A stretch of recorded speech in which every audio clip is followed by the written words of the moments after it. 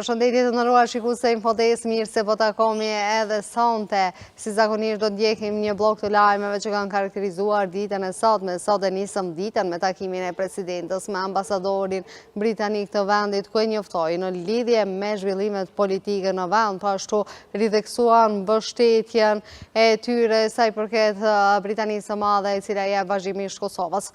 Pas kësaj ishte mbledhja e qeverisë, ku marrë vendim për rritjen e pagesave në sektorin publik, po ashtu edhe në rritjen e pensioneve që ka të bëjë me leonat në vend. Një lajm i mirë, po sa do të jetë në përputhje me kushtetutën, mbetet të shihet, meqense ende nuk kemi një qeverisje funksionale. Po për këto dhe shumë informacione të tjera që kanë të bëjnë me zhvillimet e fundit në vend, do të ndjekim një blok të lajmeve për të kthyer me musafirët për të diskutuar çështjet që kanë të bëjnë me Kuvendin e Kosovës, po ashtu edhe seancën e djeshme të mbajtur me rastin e vrasjes së Liridona Ademi. Vendimet e fundit të qeverisë në detyrë. Qeveria në detyrë e Kosovës ka miratuar vendimin për përcaktimin e pagës mesatare me qëllim të kompensimit të pushimit të lehonisë nga Qeveria e Republikës së Kosovës.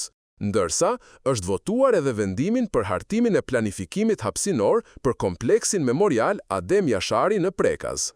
Sqarime rreth vendimit dha ministri në detyrë i financave Hekuran Murati, i cili tha se, me ligjin e punës, parashihet që për çdo grua që lind në 6 muajt e parë, punëdhënësi obligohet të mbulojë 70% të pagës, ndërsa pjesa tjetër e pushimit të lehonisë prej 3 muaj me pagesë të 50% të pagës mesatare nga qeveria. Ministri në detyrë i financave, Murati, tha se kostoja për të mbuluar koston e rritjes edhe për 55 euro për pagat në sektor publik është 31 milion euro.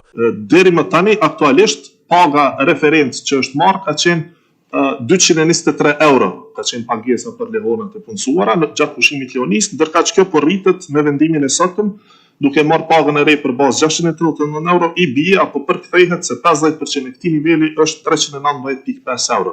Pra pas 6 muajve që merr 70% të pagës, në pushimin e lehonisë çdo grua do t'i marrë edhe këta 3 muaj në vlerë prej 319.5 euro për secilin muaj. Në tërësi, pra, kostoja totale është 31.266.385.93 euro. Pra është rreth 31.2 milion euro kostoja totale që do të shpërndahet në për organizatat buxhetore për të mbuluar koston e rritjes, pra edhe për 55 euro tjera. Në këtë mbledhje të sotme, qeveria në detyrë votoi edhe vendimin për hartimin e planifikimit hapësinor për kompleksin memorial Adem Jashari në Prekaz. Kryeministri në detyrë, Albin Kurti, tha se kompleksi memorial Adem Jashari përfaqëson një ndër proceset më delikate dhe më të rëndësishme të Kosovës. Ky kompleks përfaqëson një ndër proceset më delikate dhe më të rëndësishme për Republikën tonë. Masterplani, i cili është në fazën e hartimit nga një studie profesionistëve ndërkombëtar, në bashkëpunim me ata vendor, synon ta shndërrojë kompleksin në një nga qendrat më të rëndësishme të kujtesës në botë.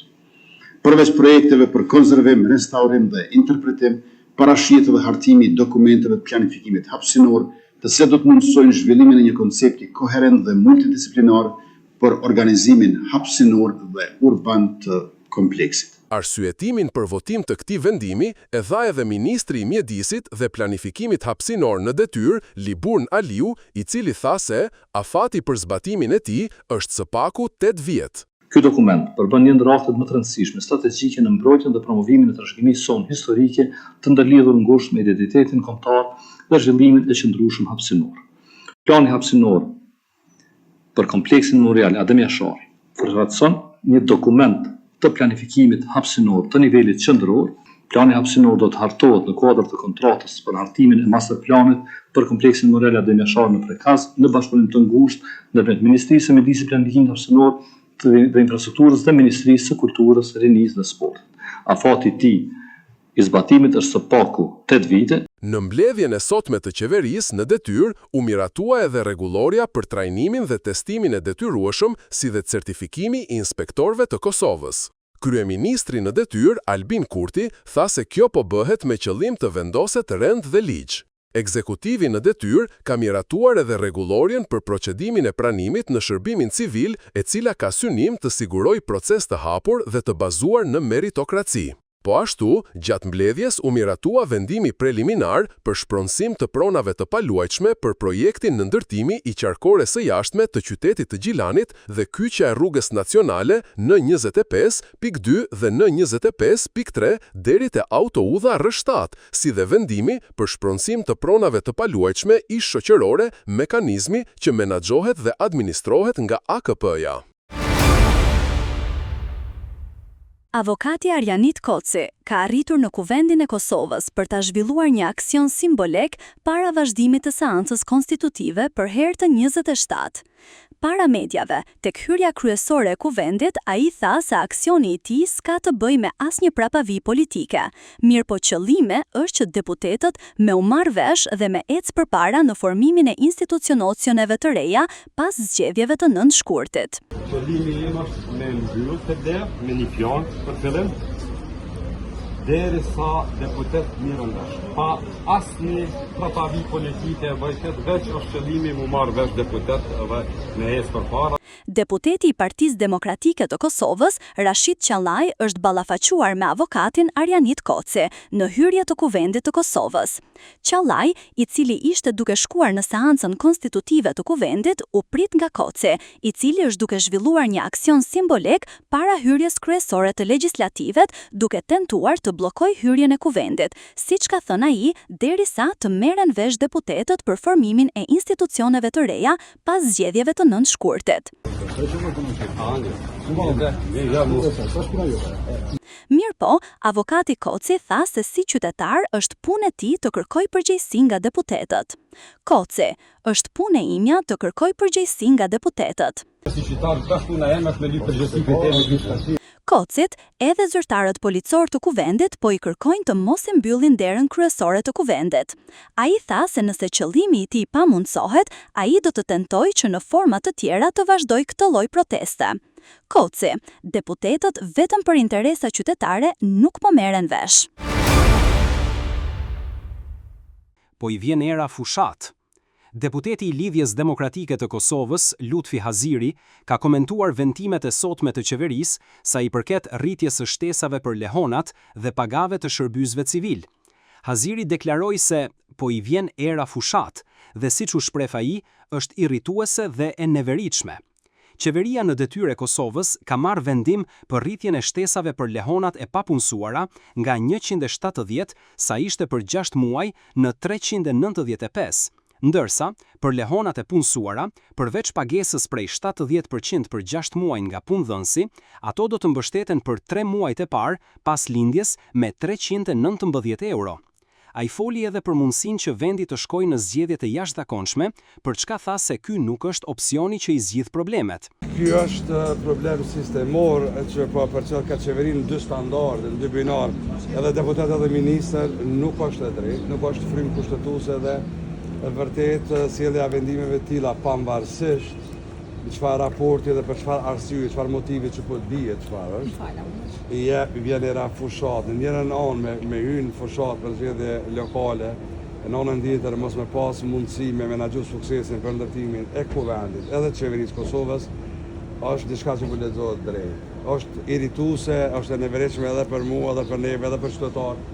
Si avokati Koci që del këtu edhe kërkon me implementu zgjedhjet e 9 shkurtit. Nuk është opsioni i zgjedhjeve që i zgjidh problemet në këtë vend. Dhe natyrisht do të bëj përpjekje maksimale që me gjetë një zgjidhje politike më konsiu Kuvendi, organet e Republikës edhe më marr mandati për qeveri. Kjo është ajo që krejt presi mendon dhe kjo është mandat. Është e pafuqishme sot edhe partia politike, edhe deputeti me ndiku të partia e parë e cila po punon ditën me procedurë si sot, e kënaq formën procedurale, sa mbrëmje nuk po arrin sukses me i bind liderët politikë edhe deputet fundja që me mrini shumicë për Kuvend, edhe për qeveri. Haziri, nuk është opsioni i zgjedhjeve që i zgjidh problemet në këtë vend. Haziri, dehari e ka ndërruar standardin për ta kënaqur formën. Ai foli edhe sa i përket mbajtjes së seancës brenda 24 orëve. Në mesazhin e festës të Kurban Bajramit, Myftiu i Kosovës, Naim Tërnava, ka uruar basimtarët mysliman duke bërë thirrje kjo festë të jetë për më shumë mirësi, për bashkim rreth vlerave të besimit, dinjitetit, drejtësisë dhe solidaritetit. Myftiu Tërnava, në mesazhin e urimit, tha se populli i Kosovës i ka ndritur themelet e ekzistencës mbi vlerat e sakrificës. Tërnava uroi që kjo ditë e bekuar do të ju gjejë me zemra të qeta. Myftiu i Kosovës tha se Kurban Bajrami bart mesazhe të thella shoqërore dhe atdhetare, si dhe kontribon në forcimin e vlerave që ndërtojnë shoqërinë dhe forcojnë atdheun. Ai tha se kjo fest forcon ndjenjën e bashkësisë dhe vëllazërisë, të cilat, siç tha Tërnava, janë bazë për shtet të qëndrueshëm. Myftiu i Bashkësisë Islame të Kosovës, Naim Tërnava, tha se Kurban Bajrami është përkujtimi i përjetshëm për të gjithë ata që ranë për liri. Tërnava: kjo natë është edhe përkujtimi i përjetshëm i dëshmorëve tanë. Myftiu i Bashkësisë Islame të Kosovës, Naim Tërnava, tha se sot në Mekë, në rafshnalltën e Arafatit, janë edhe haxhilerët nga Kosova, të cilët po e përjetojnë udhëtimin e jetës me lutje drejtuar Zotit. Në ditën e Bajramit le t'i hapim dyert e zemrës, jo vetëm për të afërmit, por edhe për nevojtarët, të vetmuarit dhe të harruarit. Në këtë ditë të bekuar, le t'i falim të tjerët ashtu siç dëshirojmë që të na falë Zoti neve. Le të jetë kjo festë një thirrje për më shumë mirësi ndër ne, për bashkim rreth vlerave që na mbajtën gjallë ndër shekuj, siç janë besimi, dinjiteti, drejtësia dhe solidariteti. Le ta shndrojmë besimin në vepër, fjalën në shërbim, kujtimin në përgjegjësi, për të falur, për të afruar zemrat dhe për të përforcuar familjet dhe shoqërinë me dashuri, mëshirë, paqe dhe drejtësi. Kjo nga se Zoti i Madhërisëm nuk e ndryshon gjendjen e një populli derisa ai popull të mos ndryshojë vetveten. Zoti e ruajt popullin ton dhe i falë të paqe dhe begati vendit ton. Me fat festa e Kurban Bajramit. Namazi i Kurban Bajramit falet nesër më 6 qershor 2025 nga ora 05:35. U kthejmë në studio për të folur në lidhje me zhvillimet politike në vend. Ne pam se ka dështuar edhe seanca e 27 konstitutive Kuvendit të Kosovës, pra nuk kemi më kuvende ende të zgjedhur. Çështja e kryeparlamentarit ka mbetur peng e pasojë të këmbguljes së opozitës se nuk e voton Albulin Agji, dhe ndërkaq kryeministri Kurti dhe kabineti i tij ka vendosur që gjithsesi zonja Albulina Agjiu të jetë në krye të Kuvendit të Kosovës, ndërkaq tani më kanë mbetur edhe në stagnimin e çështjes së votimit të fshet. Po për të folur për këto dhe shumë çështje të tjera me mua në lidhje direkte është Shemsia Ashari, analist. Zotëria Ashari, faleminderit shumë që gjete kohë që t'jesh pjesë e Infodes. Kënaqësi të gjithmonë. Zotëria Ashari, ne pam edhe sot një dështim të radhës të seancës konstitutive të Kuvendit të Kosovës, pra është e 27 herë, ku e shohim të 27 herë të njëjtin skenar, tashmë i bëri zakonshëm 15 minuta dhe dalin të gjithë deputetët nga seanca. Edhe sot e pam një papërgjithësi që jemi duke parë tashmë të shtatë edhe jo për të 27 herë. Kemi një situatë ku partitë politike, në këtë rast partia fituese me tet veçantë, ka vendosur kryekut interesin e vet politik dhe partia para interesit shtetëror dhe para interesit të qytetarëve, besimin e të cilëve e kanë fituar duke premtuar punë, duke premtuar rregull, rand, ligj, punë të mira dhe shërbime për qytetarën. Tashmë po shohim që kjo sjellje e tyre tregon qartë që asnjëherë nuk ka qenë qëllim mbrojtja e interesit qytetar, as shërbimi për qytetar, po interesat e veta partijake politike, e tashmë duke parë mënyrën se si po qeverisin edhe interesat financiare. Për shkak të shumë aferave të cilat vazhdimisht po përfaqen në publik, e për cilat kanë një adresë të qartë, është qeveria Kurti dhe zoti Kurti në veçantë. Ne po shohim se zoti Kurti sot ka marrë vendim edhe për rritjen e shtesave të nënave leona, po ashtu edhe rritjen e pagës minimale në sektorin publik. Si po ju duken të gjitha këto vendime që qeveria po i merr, ndërkaq se zoti Kurti është ende vetëm në funksionin e deputetit? Po Kjo është njëra nga veprimet e papërgjegjshme. Ndonse sa herë që flasëm për këtë temën e publik, tek qytetarët mund të mos kuptohemi drejt, sepse ata meritojnë që pagat e tyre, beneficionet e tyre të rriten, për shkak të një inflacionit të madh, për shkak të një jete bukur shtrajt dhe shportës bazike, e cila është bërë papërballueshme, por mënyra dhe forma dhe motivi me cilën po shërbehet zoti Kurti për të rritur këto shtesa, për të marrë këto vendime ku shpenzon qindra mire për më thënë miliona euro, janë kryer në funksion të mashtrimit qytetarëve për t'ju marrë votën në tetor kur do të kemi zgjedhjet lokale, e tashmë nga dje e kemi edhe zyrtarisht të konfirmuar qëllimin e zotit Kurti që zgjedhjet qendrore t'i organizojë bashkë me zgjedhjet lokale, në mënyrë që autoritetin e vet ta përfaq paravotuesit në të njëjtën kohë kur voton për zgjedhjet lokale. E që mendoj që është gabim, është një... Ato ta dëmtoj më tepër procesin e zgjedhjeve, zoti Ashari, nëse këto dy palë zgjedhje mbahen për një herë. Am dëgjove çfarë? Do të krijohet një kaos i vërtet. Do të krijohet një kaos i vërtet dhe do të ketë shumë gabime, shumë pletvotime të pavlefshme dhe organizimi i zgjedhjeve qendrore bashkë me zgjedhjet lokale do ta cenojë rënd fushatën për zgjedhjet lokale. Kur thëmë do të cenoj rënd, do të cenoj për faktin që do të dominojnë temat nacionale dhe nuk do të lihet hapësirë mediale e as nuk do të ketë koncentrim për të ndihmuar aktorët lokal, kandidatët për kryetar komunash, asambleistët, se çfarë do t'i ofrojnë qytetarët si dera e parë ku marrin shërbimin në nivel komunal. Janë të rëndësishme temat nacionale, por kur flasim për zgjedhje lokale, qytetarit do të duhej ta kishte hapësirën e nevojshme për të vlerësuar ofertat e kandidatëve në nivel lokal, për shkak që temat lokale e prekun drejt për drejt në baza ditore e mirëqenien e familjes të këtyre qytetarëve. Ndërkohë, zoti Ashari, a ka qenë një plan i gjitha kjo, që këto dy palë zgjedhje të mbahen së bashku, duke ditur se lëvizjave të vendosje në zgjedhjet e kaluara në kuadër të komunave të Kosovës nuk ka dalur aq mirë? Po ka pas një humbje të thellë pas asaj fitores së madhe në zgjedhjet nacionale dhe pikërisht ky ka qenë qëllimi që vazhdimisht për të qenë sinqert gjithë ata që kanë komentuar politikën që nga përfundimi i zgjedhjeve dhe krijimi i këtij ngërçie artificial për zgjedhjen e kuvendit është trumbetuar në këtë adresë, është paralajmëruar se qëllimi i zotit Kurti nuk është pamundësia, arsyeja e zotit Kurti nuk është pamundësia me i kriju institucionet.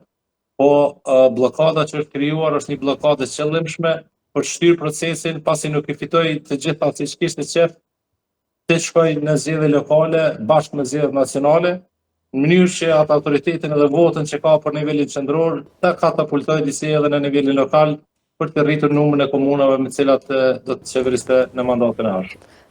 Mirë, po cilat komuna mendonin se do të kenë sukses me këtë plan të cilën neve po flasim? A do t'jetë edhe Prishtina pjesë e këtij planit, me qenë se është flitur jashtëzakonisht shumë që zotëri Konjupca do t'jetë në krye të listës nga ana e lëvizjes vetëvendosje?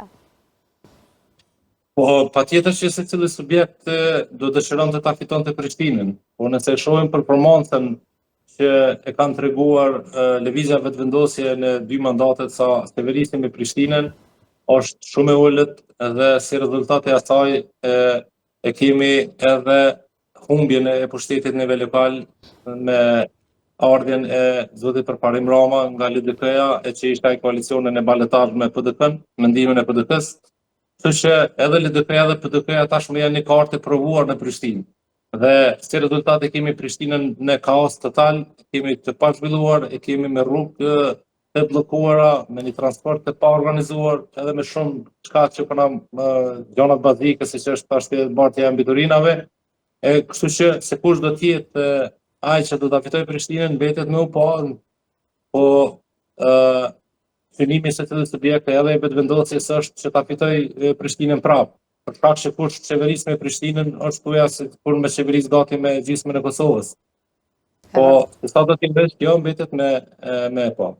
Mirë, po, ne dim se kjo politika shpesher din edhe të na befasoj, ndërka që a besoni që kanë të njëjtin plan edhe këto partit tjera, t'ju themi opozit, sepse nuk dihet se kush është opozit e kush është pozit tashma. Ki fjallën për LDK-n, po, e kam fjallën për Prishtinën. Edhe për nivel të gjithë Kosovës, me thonë të drejtën, apo a ju kam venon atyre këto dy palë gjedhje që të mbahen në të njëjtën kohë? Unë mendoj që përveç lëvizjeve të vendosë asë njerës subjekt politik, e çka është më rëndësishmja, asë njerët qytetar, pavarësisht besimit politik që e ka, nuk i konvenon që të kemi dy palë gjedhje në të njëjtën kohë. E kjo për arsye se do të kemi në 3 lista votimi, një do të jetë për deputet për nivelin qendror, një do të jetë për kryetar komune, një për asamble komunale. Tash mund ta imagjinosh se një qytetar i cili shkon në qendrën e votimit se si do të votojë. Do thotë shumica e votave do të shkojnë blanko ku të fillon, me cilën listë parën të fillon, do të vazhdojë me atë subjekt, e që praktika ka treguar që ata që i dhanë besimin në nivelin qendror zotit Kurti për shkak të emrit të tij, për shkak të asaj fushate propagande që i bëri gjatë, nuk e kanë votuar në zgjedhjet lokale pas disa muajsh në pushtetin lokal, sepse zoti Kurti nuk do të qeverisë në nivelin lokal, pavarësisht që vendimmarrja në nivelin qendror ndikon në nivelin lokal, e ata përfaqësues që do të flasin për një interes të një bujku, për një rrugë, për një kanalizim, për një trafik urban në qytet, nuk e kanë interesin që në emër të Albin Kurtit t'i japin vot dikujt na vetëm pse është me Albin Kurtin, e që nuk e ka idenë për çka ka hyrë në listë, përveç interesit personal. Zotri Kurti, këtë aspektin popullor e ka goxha mirë të përparuar, pra din që t'i qaset njerëzve në pikat e nxehta ku ata i kanë më së shumti problemet, apo jo? Zoti Kurti ka shumë propagandë, ka shumë pa vërteta, edhe është i ndërtuar si subjekt edhe si imazh me një marketing të madh, me një propagandë të madhe e që ka shumë pak të vërteta. Për mos më thonë është ndërtuar mbi gënjeshtrën. Se e them këtë, e them për faktin se gjithçka që ai ka premtuar se do ta bëjë ndryshe, ka dështuar ta bëjë. Më thonë, prej luftimit të korrupsionit, që ka pas si kartën kryesore, që hajna duhet jenë në burg, tashme është bërë avokati tyne duke i mbrojtur gjithë ata që po akuzohen nga drejtësia për keqpërdorime e për hajni e për trafikim qoftë me rrym, qoftë tani edhe me drogë. Kemi një varg procesesh që zoti Kurti ka ditur të dalë në mbrojtje të akuzuarve, pavarësisht që sistemi i drejtësisë ka filluar procedurë për ta. Dhe kështu këtu edhe zhvillimin ekonomik edhe plotësimin e nevojave qytetarëve, e kemi parë që gjithçka është një gënjeshtër e madhe, po aftësia e tij për t'i bindur qytetarët është e vërtetë që ekziston dhe te ai nuk ka limite kur ka një interes për ta mbërri, nuk zgjedh mjete ose metoda me cilat do të shërbej për të arritur deri atje. Zoti Ashari, pa ka zoti Kurti njerëz të cilët din të përkrojnë këtë strategjitë e tij, qoftë edhe ata në nivel lokal, të cilët më tashmë janë deklaruar se do të garojnë në zgjedhjet e ardhshme. Për njëri për tyre ishte edhe në vizitë dje në Gjilan. Po, nëse nisemi nga performanca që kanë treguar kryetarët e komunave që qeverisën nga vetëvendosja, kemi një nivel të njëjtë të qeverisjes që karakterizon edhe nivelin qendror. Domthonë kemi shumë arrogancë, kemi shumë llafe, shumë videospote, po kemi shumë pak punë. Edhe ato punë që janë bë kryesisht në tender, të fokusuar në tender, çka kanë rritë deri, e kanë kryer disi edhe pse me shumë mangësi, me shumë mungesë kualiteti, po megjithatë është shpenzuar ai buxhet. Por nëse shohim aspektin funksional, praktik, që leton drejt për drejt jetën e qytetarit, nuk kemi asnjë ndryshim që do të mund të thirrëshim se ky veprim ka shërbyer që qytetarit i letohet jeta ose të merr shërbime më të mira, më shpejt e më kualitative. Më thonë kemi një mendësi që është përcjellur nga lart poshtë dhe për zgjedhjet lokale, më thonë ka shumë pak njerëz të përgatitur që janë të gatshëm që të marrin përgjegjësi. Keqja është që sjellja që lëvizja vetëvendosje në përgjegjësi e ka. ku targeton një person i cili për një arsye ose tjetër nuk pajtohet me ta, ata e linçojnë publikisht, e poshtrojnë publikisht, e bëjnë presion të madh që një numër i madh i njerëzve që janë të përgatitur profesionalisht hezitojnë të bëhen bashkë pikërisht për këto arsye. Dhe kjo ka bërë që në nivel lokal të mos ketë kuadra profesionale për të marrë pushtet. Ne pam sot një deklaratë deputetës Kryeziu e cila apo e akuzon fakt pozitën për shkelje kushtetuese, siç thot ajo, gjitha këto shkelje që kanë bërë në gjatë kësaj periudhe janë për shkak të opozitës, siç e quajnë ajo PDK, LDK dhe AK. Pra të gjitha këto shkelje që ata i kanë bërë është pasojë e mos votimit të qeverisë, mos konstituimi i Kuvendit të Kosovës. Janë fjalë cilat tash jemi mësuar me indigju, domethënë karakteristike veçantë të njerëzve të lëvizjeve të vendosje është që lexojnë mirë ato statute edhe ato deklarata që u shkruajnë të tjerët e që e dim tashmë që e kanë një backup ku dejona me ekipin e vet tek ato zyret me shumë kompjutera që eksponentë e lëvizjeve të vendosje thonin që ekzistojnë, më thonë din ti lexojnë mirë. Por në fakt që apo kërkon lëvizjeve të vendosje në kuvend është me i detyru partitë opozitare që të shkelin procedura e që bëjnë shumë mirë që nuk pranojnë të nënshtrohen një diktati për të shkelur procedura.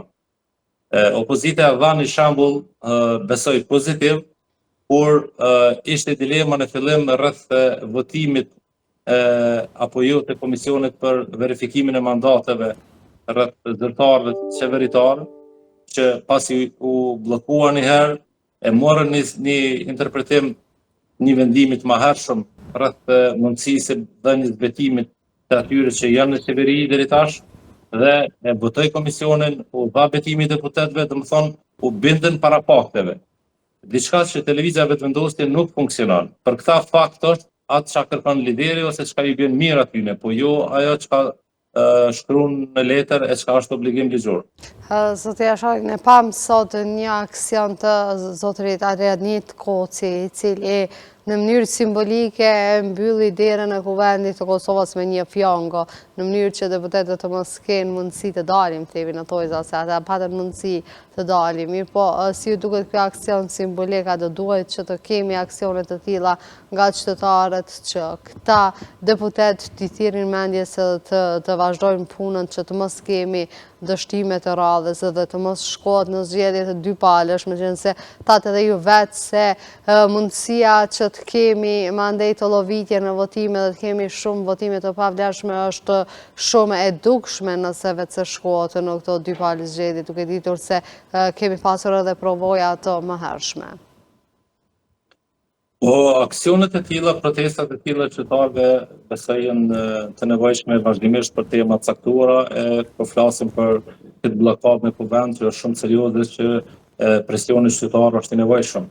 Ajo çka pam të zoti Koci ishte një veprim më shumë besoj në për protagonizëm personal se sa që ishte një protestë e adresuar që mund të ndryshojë diçka, sepse në rand e parë ishte pa koordinuar, ishte më shumë përplat me deputetët e opozitës që kanë pak numra dhe që dim që nuk janë bllokuesit, se sa tek ata që e kanë adresën e bllokadës.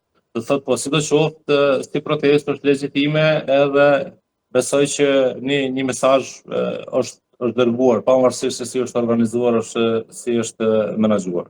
A presni që të kemi organizime të tilla, besoj se jemi mësuar që vetëvendosje zakonisht në një periudhë të caktuar kohore çdo herë ka mbajtur kësaj lloj organizime protesta sa herë që ata e kanë pa të arsyeshme se po bëhet ndonjë shkelje kushtetuese ose ndonjë vendim jo i duhur i marrë nga ana e qeverisë së Kosovës.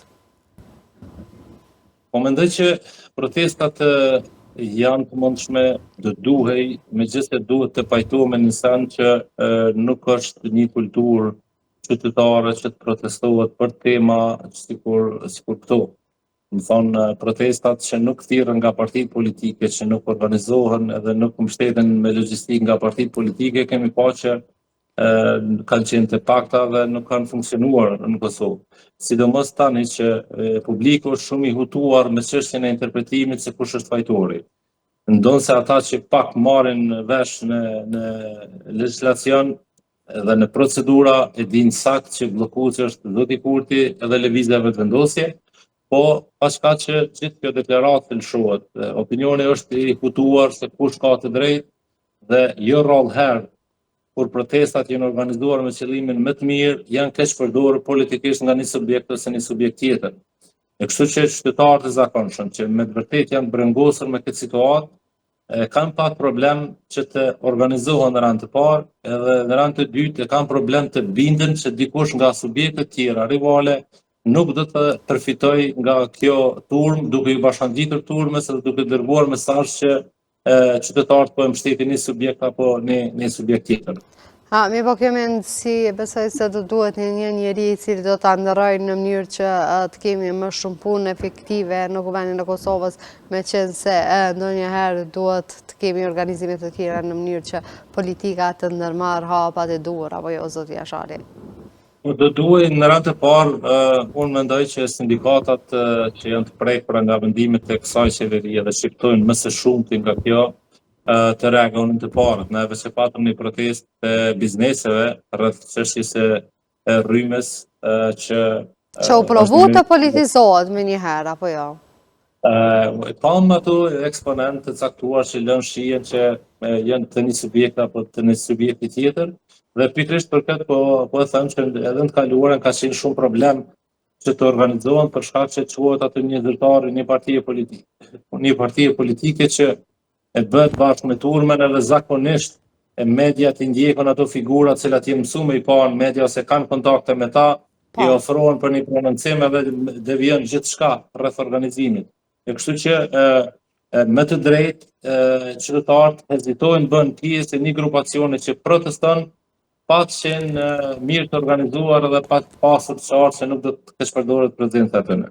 Zoti Jashari, unë falenderoj që çdo herë jeni pjesë e Infodes dhe ndajmë së bashku këto informacione që kanë të bëjnë me politikën në vend, ndonse tashmë edhe janë harxhuar fjalët që atë flasim për këto seanca konstitutive që po ndodhin aq shpesh.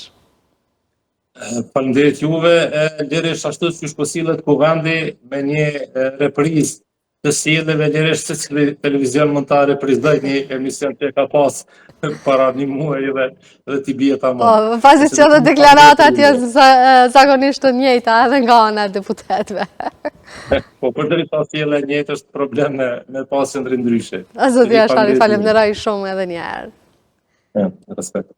E neve të ndëruar shikues do të kthehemi në studio për të folur në lidhje me një seancë gjyqësore e cila është mbajtur dje në rastin e vrasjes së Liridona Ademaj.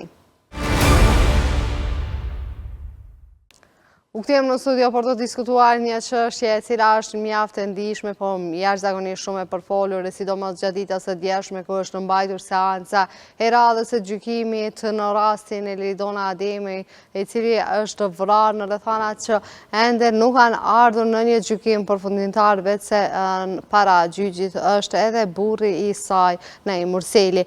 Mirëpo, shumë pak diskutohet në lidhje me shëndetin mendor të fëmijëve, të cilët ishin pjesë e asaj nate makabre ku mbeti e vrarë nëra e tyre, po për këto dhe shumë çështje të tjera që kanë të bëjnë me shëndetin mendor të fëmijëve, me mua në lidhje direkte është psikologja Dafina Boriqi.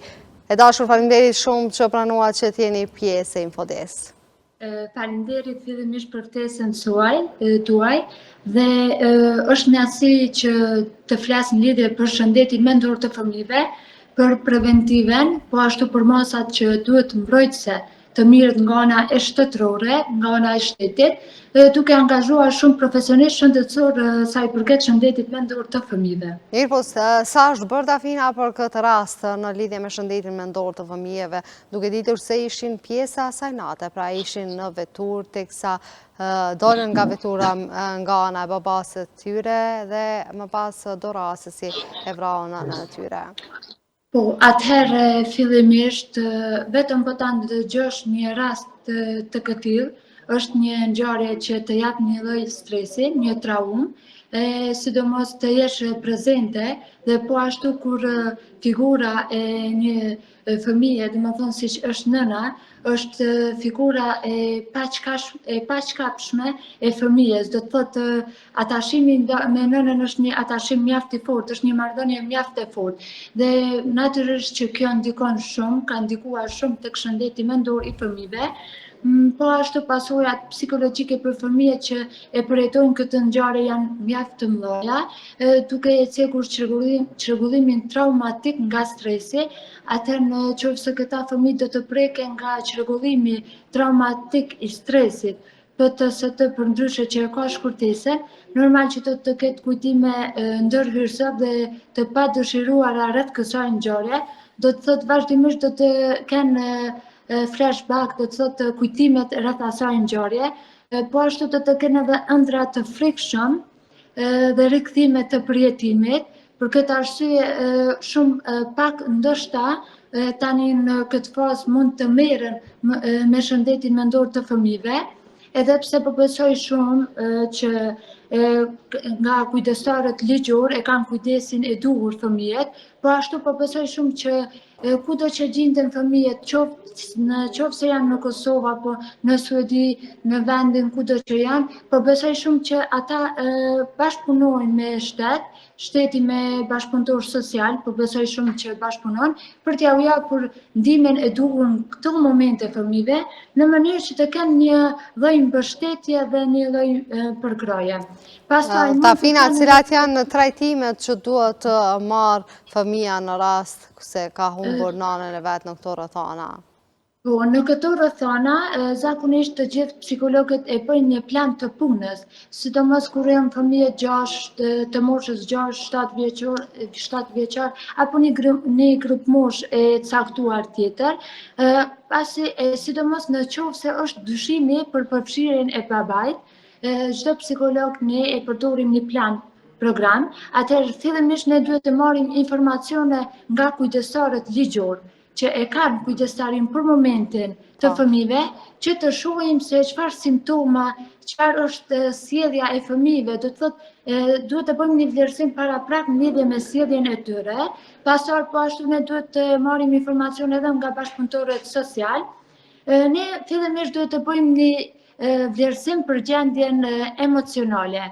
Për të bërë një vlerësim për gjendjen emocionale të fëmijëve, ne kemi në metodat tona që i përdorim, siç është testi TAT që unë e përdori mjaft shumë, pasi që fëmija me vizatime mund ta nxjerrë një gjë që ndoshta nuk dëshiron ta thotë, apo e mban në veti. Një gjendje në të cilën ai ndodhet. Po, në gjendjen që ai gjendet, pasi që në këto momente fëmija ka disa ndjenja izolimit, ka edhe një lloj frike, ka shumë pyetje rreth situatës, rreth ngjarjes se çfarë ka ndodhur. Po ashtu në këto situata, domethënë në seancën e parë, qëllimi është që të ndërtojmë një lidhje me fëmijën. Do të thotë psikologi dhe fëmija duhet të krijojnë një lidhje empatie, t'ia jap besimin pasi këta fëmijë tashmë e kanë të thyer besimin që dikush mund t'i mbrojë. Pasi që nëna e tyre nuk ka qenë e mbrojtur në sytë të tyre, kur ka ndodhur rasti. Po, madje në sallën e gjykimit u thanë disa fjalë që fëmijët kishin thënë pas aktit të kryer, ku i kanë drejtuar babas së tij pse nuk e morë nanën nga vetura, po e lejove që ta vrasin. Ose t'ja bëjnë bam ashtu si që ata ishin shprehur. Ajo shumë, pasi që fëmijët dhe figurën e babait në psikologji, figura e babait është një lloj mbështetje. Fëmijët e shohin si një lloj mbështetje përveç për vete, po edhe për nënën. Andaj këtu është thyer besimi, që thash besimi më së pari psikologi me këta fëmijë duhet të punoj shumë që të forcoj besimin, të krijoj besimin ndërmjet tyre, në mënyrë që ai të kuptoj që është i siguruar, të krijoj një po ashtu ambient që është mjaft i rëndësishëm, të ketë një ambient të qetë dhe të sigurt, pasi këta fëmijë janë me trauma. Duhet të kemi shumë kujdes, sepse në këto raste pasojat janë shumë të mëdha. Pastaj është edhe çrregullimi i ankthit dhe i depresionit. Sidomos humbja e besimit është tek të rriturit, nuk kanë më besim tek të rriturit.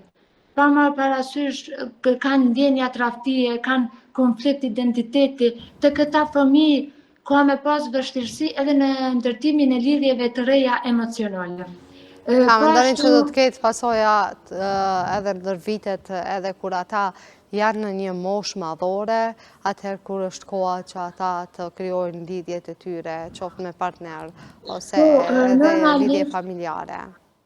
Po, normalisht, vazhdimisht ne duhet të kemi nën kontroll këta fëmijë, pasi që situata që ka ndodhur në prani, në sytë të tyre, në pranit të tyre, dhe në qoftë se nuk marrin trajtimin e duhur, në qoftë se nuk punojnë profesionistë shëndetësor, normalisht duhet edhe shteti me aktivizu tërkohen në këto momente dhe në vazhdimsi, në mënyrë që të shiqohet krejt kohën gjendja emocionale e fëmijëve, në mënyrë që tërkohen të kanë mundësin të shprehin traumen që e kanë përjetu, pasi që tash është rëndësishme edhe punëtor social të jenë, psikologët, po ashtu edhe familjarët apo të dashurit, ata që i konsiderojnë shumë të dashur, është shumë rëndësishme që edhe mi afru, po prap edhe mos qasjen, në qoftë se nëse fëmija pyet se a e ka bërë babai, do më thonë, duhet t'i përdorim disa fraza ndimse, duhet t'a përdorim, t'i thënë, e kuptoj që është pak është e vështirë situata, ke të drejtë të ndihesh i e hutuar, nuk i din përgjigjet të gjitha tani, nuk duhet dhe të thot fëmijes tani në këtë moment ku plaga është e hapur, ku emocionet është shumë konfuz, është situata konfuze tek fëmijët, ne duhemi të përdorim disa fraza si psikolog që jemi. Edhe në qovë se na bëjnë pyetjen, fëmijët, ne duhet më kujdes që të informojnë në mënyrë të duhur kur të vi koha. Do të thot, gjithë një, do të jetë edhe në pranit psikologit, punëtore sociale ose pranit psikologit gjithsesi, që të japet lajmi fëmijëve për të japet në atë mënyrë që mos ju rëndohet më shumë situata emocionale. Pa, vërtet, Dafina, gjitha këto informacione janë mjaft të vlefshme, mirë po, a kanë marrë këta fëmijë trajtimin e duhur edhe sa është të vështirë trajtimi i tyre duke ditur që emni nënës së tij, më falni, është çdo herë e pranishme në media, ne pam edhe dje gjatë seancës që kishte një interesim të jashtëzakonshëm të mediave, e gjithë kjo bujë mediatike që është bërë, dashën apo s'dashën, gjithsesi i shohin nëpër mjetet e informimit. Po, e vërtet, atëherë unë po besoj shumë që shtash edhe më herët, kudo që janë, qoftë në Kosovë, qoftë në shtetin e tyre në Suedi, unë besoj shumë që shteti ka marrë përgjegjësi dhe i ka aktivizuar mekanizmat gjitha mbrojtës, edhe për shëndetin mendor të fëmijës, po unë mendoj që duhet të vazhdohet. Do të thotë nuk duhet të dorëheqet menjëherë edhe përgjegjësia shtetërore. Tërkohën duhet të jenë në përcjellje të një psikologe, tërkohën duhet ta kenë një besimin që të kanë një psikologe të flasin, pasi është një situatë është mjaft e rëndë dhe në të ardhmen këta fëmijë mund të kenë edhe çrregullime të personalitetit, nëse nuk e marrin trajtimin të duhur, këta fëmijë në të ardhmen mund të bien ndesh me ligjin, mund të kenë probleme me varësi. Neve nuk e kemi të bashkëpunueshme pa folur dhe vetë të dyshuarin, çfarë çrregullime mund të ketë ai pasi që u tha nga ana e gjykatës mbrojtëse e cila po e mbron zotrin Mërselin që ai po pëson një krizë, pra duhet të merret trajtim në psikiatri për mënyrën se si ai po ndihet tani, madje u flit se ka tentuar edhe të vrasë veten. Atëherë tani është shumë e nevojshme një vlerësim psikiatrik normalisht që e parashë edhe ligje, por në bazë të kësaj natyre të veprës që po dyshohet që ai e ka bërë, që po dyshohet, atëherë një çrregullim të tillë për ta bërë këtë vepër duhet të ketë një çrregullim antisocial të personalitetit, domethënë në momentin që një person e ka çrregullimin antisocial të personalitetit, ai ka edhe mungesë të ndjeshmërisë. nuk ka empati, do të thotë. Qaj bjen me nas sharu ma shumë për publikun ky lloj që rregullimi? Do thotë se ai nuk ka ndjenja atë shumë sa që është në gjendje ta vras dikën pa pasur ndonjë gjësi se si mund ta kenë njerëzit e tjerë normal. Vërtet. Po i bjen që ka sjellje të pamëshirshme, ka mungesë ndjeshmërie, nuk ka empati. Atëherë empatia është një lidhje që formohet ndërmjet dy personave dhe në qoftë se ti ke empati, ti ke mëkuar për atë person i dashur, ki me trajtu mirë. Po ashtu këta persona me këtë çrregullim kanë mungesë për dëmet, nuk mundën të mendojnë për dëmet që mund të sjellë ajo vepër që ai ka të tapoj. Pastaj është çrregullimi narcisist i personalitetit, që mundet me qenë me këtë lloj çrregullimi, që nuk do të thotë që është një diagnozë e saktë, ku ka bindjen, ky person ka një bindje të thellë për rëndësinë e vetes, do të thotë askush nuk është më i rëndësishëm se ai. Edhe për këtë arsye mund për përfitime edhe personale, mund të bëjë shpërdorime, pasi është personaliteti narcisist që mendon vetëm për veti. E dashur, më falenderoj shumë që na i dhe të gjitha këto informacione qoftë edhe në lidhje me gjendjen e fëmijëve, po ashtu edhe me gjendjen psiqike të zotëri Murselit. Faleminderit edhe nga ana juaj për ftesën dhe ky rast ka qenë që na ka prekur të gjithëve thellë, po përveç individëve edhe ne profesionistët të shëndetit mendor, edhe pse jemi krejt kohë në rrjedha dhe kemi raste të shumta, edhe ky rast nuk kemi mundur të përdorim mekanizma mbrojtës, domethënë nuk i kemi pasur kufit. Edhe ky rast na ka prekur mjaft shumë. E dashur, falenderoj shumë. Shpresoj që herën tjetër do t'jeni në studio, edhe neve shpresojmë dhe urojmë që ky të jetë rasti i fundit kur viktim do të jetë një grua nga një burr me të cilën ka kaluar një pjesë të caktuar të jetës.